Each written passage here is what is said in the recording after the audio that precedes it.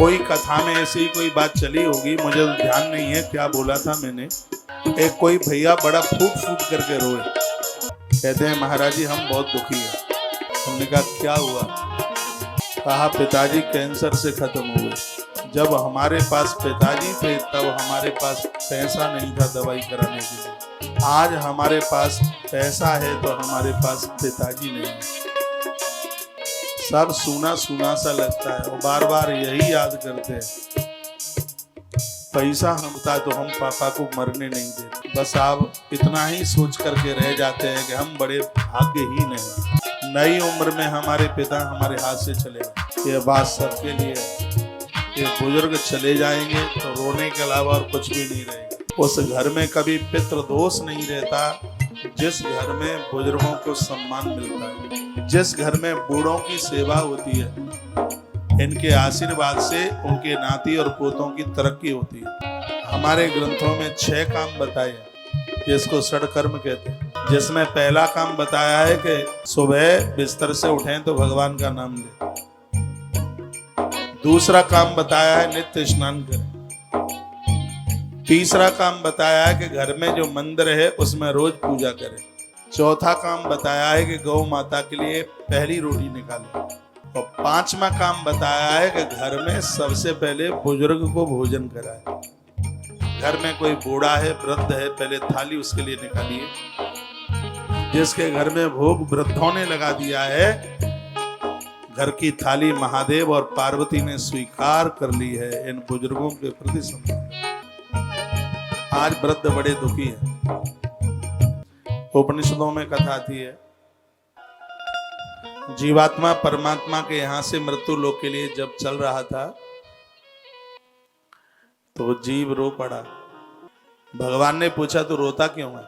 वो कह रहा है कि मैं मृत्यु लोक में जा रहा हूं, मैंने सुना है वहां भारी कष्ट है। भगवान ने कहा चिंता न कर, तुझे संभालने के लिए मैंने 2 फरिश्ते भेज दिए धरती पर जो तुझे संभालेंगे। वो बोलता है थोड़ा बड़ा होऊंगा चलना कौन सिखाएगा? भगवान बोले उसके लिए भी 2 मैंने भेज दिए।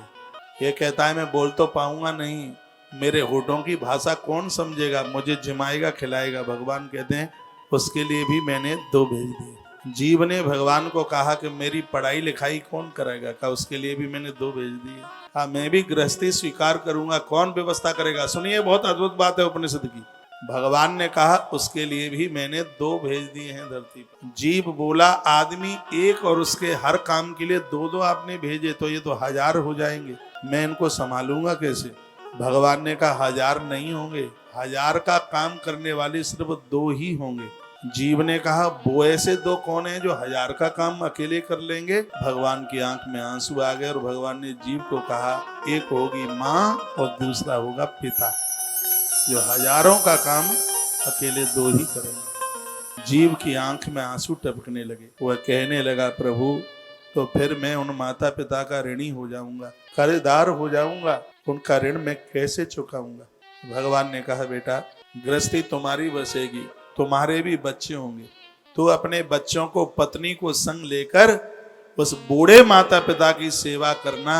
इधर से तू अकेला जा रहा है, माता पिता की सेवा करेगा तो तुझे लेने के लिए मेरे दूत नहीं, धरती पर तुझे लेने के लिए मैं स्वयं चल करके आऊंगा।